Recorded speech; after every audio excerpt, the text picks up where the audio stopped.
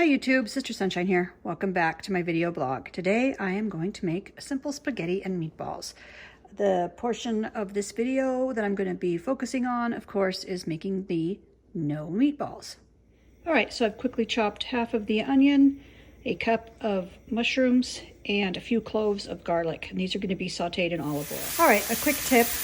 Garlic burns pretty quickly, so you will want to do your onions first in your saute pan, and then once they're already on their way, then add your mushrooms, and at the end, add your garlic. All right, now that this is cooked down and sauteed, it smells really good. I'm going to transfer this to my food processor. Now added that to my food processor. To this, I'm going to add a cup of walnuts. You'll notice I did add a few pecans in there. I didn't have a full cup's worth, so any nuts will work usually, but walnuts are the preferred. Pecans are the second most preferred for this recipe. All right, to that I added a little bit of, I used no sugar added ketchup, but you can also use tomato paste. They're interchangeable for this recipe. And then I'm going to add my freshly cut parsley, about 1/4 cup there. Now I added some just plain old breadcrumbs to hold it all together. You can use wheat germ and quick oats if you don't have breadcrumbs. You can use pretty much crushed crackers, anything you want. Just, you know, again, if you're cooking vegan, just make sure you pick something that's vegan. Okay, now to this, I'm going to add a couple teaspoons of tamari. If you don't have that, use soy sauce. If you don't have that, use Bragg's aminos. So now I've added about 1/2 teaspoon of ground thyme. I'm also going to add some paprika and some onion powder, some pepper, and maybe a dash of salt. If you don't have all that and you have Italian seasoning on hand, throw that in there. Again, whatever recipe you're used to using to flavor your meatballs, you can use for non-meatballs. All right, and now for one of the most important ingredients of them all, nutritional yeast. I'm going to throw in about 1 tablespoon. I love this stuff. This gives everything a big kick of B vitamins and a nice kind of a cheesy flavor, believe it or not.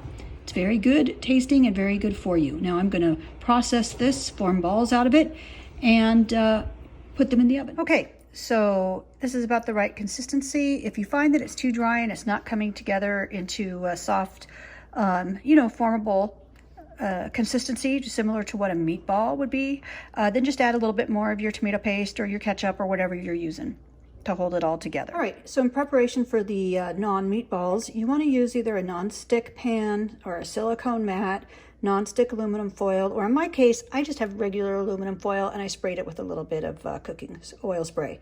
So you can either lightly oil it or just spray it with a little bit of Pam or whatnot. All right, my little no meatballs are ready to go in the oven. They're going in at 375. I'm going to put these in covered, cook them for 30 minutes, then I'm going to pull them out, uncover them, flip them, put them back in for about 10 minutes. Now I just randomly eyeballed the sizes. You'll notice they're not all consistent. Now if you are on a calorie controlled diet, or you're very, you know, for whatever reason you need to really watch what you're doing, like if you're a diabetic or something like that, then just use a cookie scoop, right? The same thing that you make cookies with, you can use those to measure out all kinds of things, and meatballs is one of them. They come in all kinds of sizes, so you can have very large meatballs that are 1/2 cup, all the way down to a tablespoon, and then they also make teaspoon size. I think they're called cookie scoops, but really they're just kind of like an ice cream scoop, but it's different sizes. I didn't bother because this is, like I said, this is just for regular family consumption, and I'm not worried about the calories in this. Oh, and one more thing. Before I put these in the oven, I bet if you put these in an air fryer, maybe you'd have to coat them with a little bit of Pam to crisp up the outside, but I'm willing to bet these could probably be done in an air fryer. Definitely you can make them in a toaster oven, but I bet you could probably do these in an air fryer. I'm not going to try that today, but someday in the future that might be a good experiment to do. Here's an inside look at what the texture of the no meat meatball looks like. They brown up really nice. They've got a good chewy texture. Delicious. Okay, and here's the finished product. Got some spaghetti noodles, marinara sauce, some homemade garlic bread, my no meat meatballs, and some vegan parm on top. Bon appetit.